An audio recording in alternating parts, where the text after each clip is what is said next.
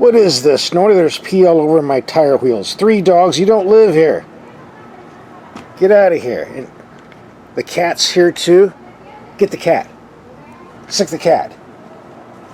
Well, you're afraid of the cat. Great, great watchdogs. You don't live here. I'll go home. Shoo, shoo, get. Beat it. We're at our secret garage. Let's see what we're driving today.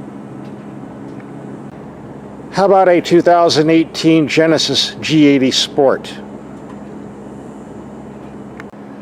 I really like this car for 3 reasons. First of all, it's very attractive.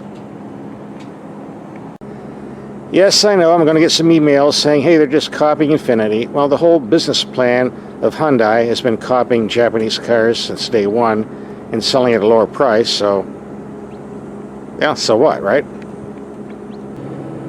The second reason I like this vehicle is because they finally sent me one in a nice, attractive red paint instead of the usual gray and black metallic they send. Red looks far better, I believe. And number 3, unlike other vehicles where they lowball you with a price and then tack on around $20,000 worth of options to get the car the way you want it, this vehicle has a one price, including everything, deal. No options.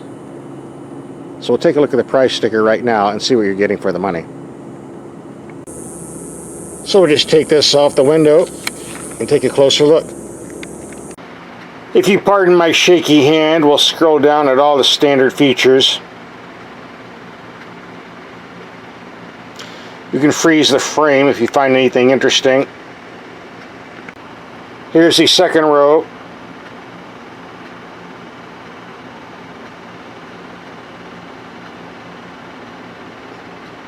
Got to show the warranty, it's a good selling point. No options. And final price. If you add all-wheel drive, it does tack on an extra $2,500, by the way. Otherwise, no, this is what you'll pay.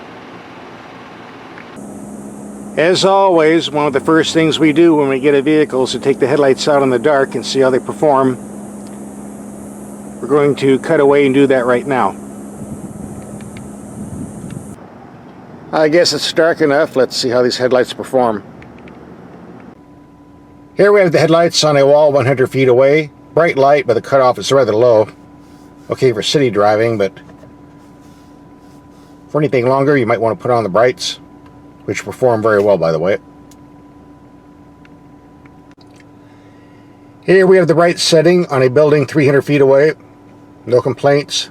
Lights up rather well. But of course, when we go to the low beam again, doesn't quite reach, but more than adequate.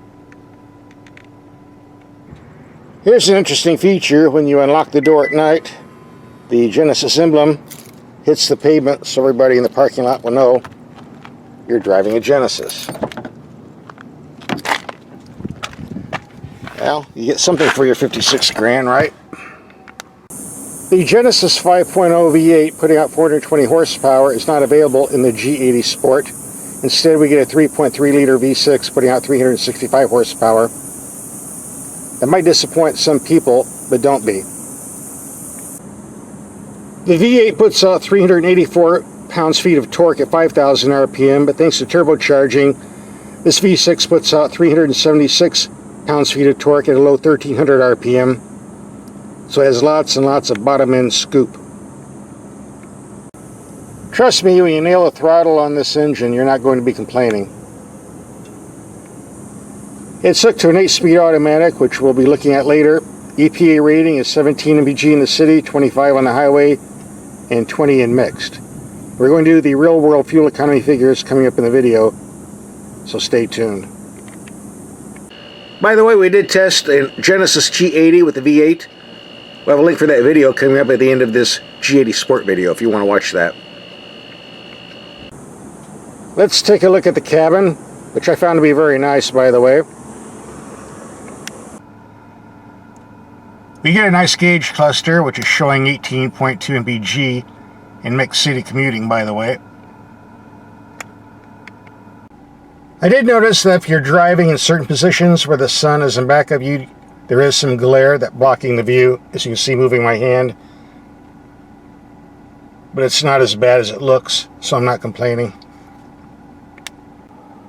We get a large navigation screen that's easy to see and operate. The climate controls are very easy to use as well. Heated or air conditioning seats. For those who like to play with control knobs and buttons, here you go. It gives you the home setting where you can latch on to different items. Radio, navigation.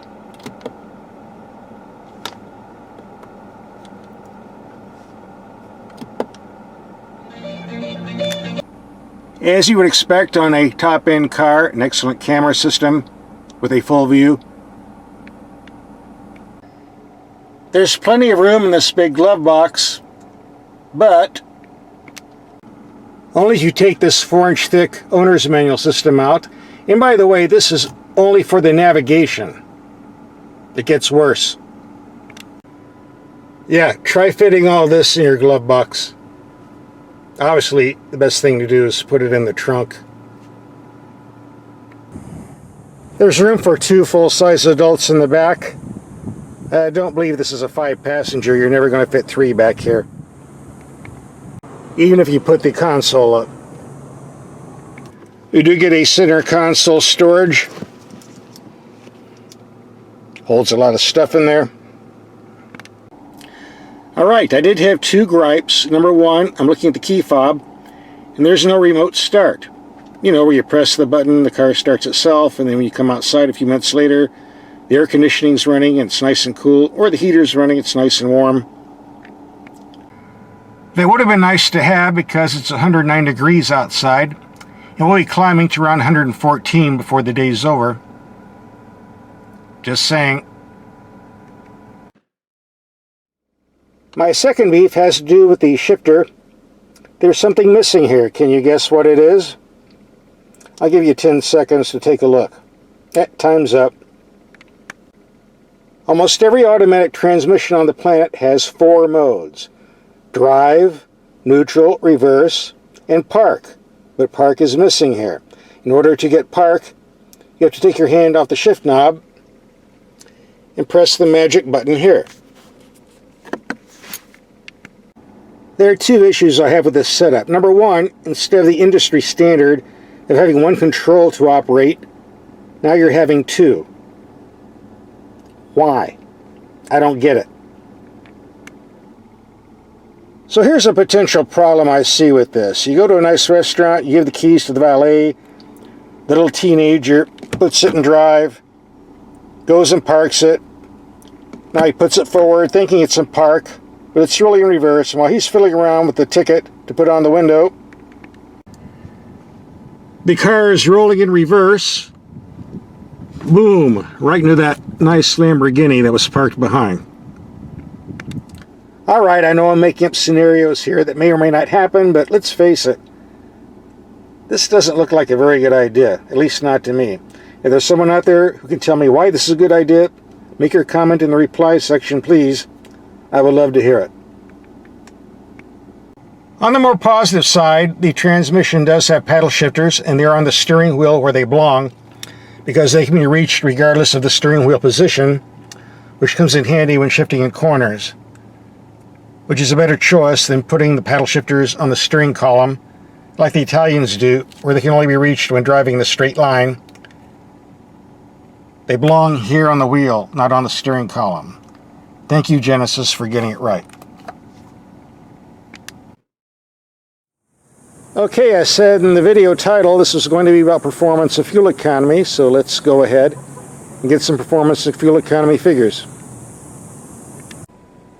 This vehicle is not a lightweight, running around 4,500 pounds, a couple hundred more if you get all-wheel drive, which fortunately we did not have. I don't live in Alaska, we don't need that. But thanks to the massive torque output of this V6 turbo, we're getting a 0 to 60 time of close to 5 seconds, which is certainly more than adequate.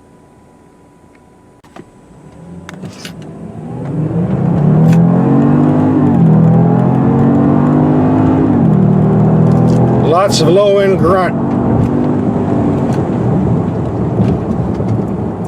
These brakes work perfect. You'll need them. I've observed that Hyundai, oops, I'm not supposed to say that word. Let's start over. I observed that Genesis did an excellent job on the suspension.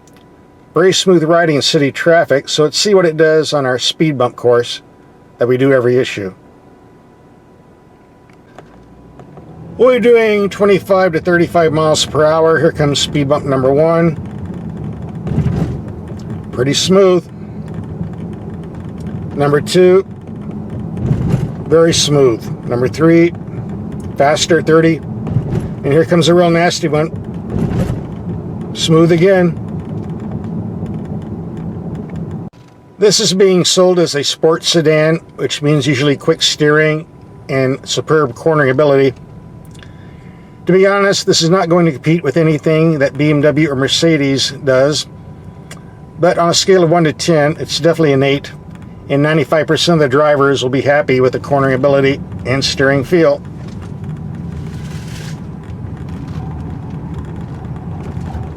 We seem to be doing pretty good here.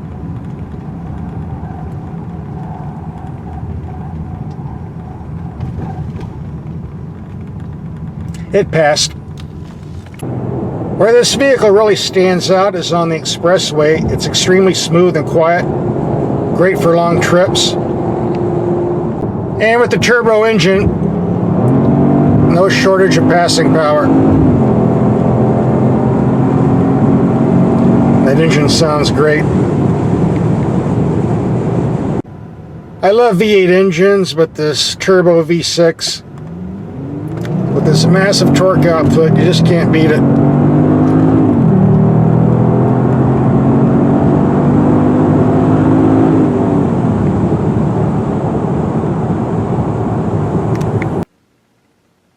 I've been driving this vehicle for 5 days and 260 miles of driving, almost 20 mpg in mixed commuting. That's city and expressway.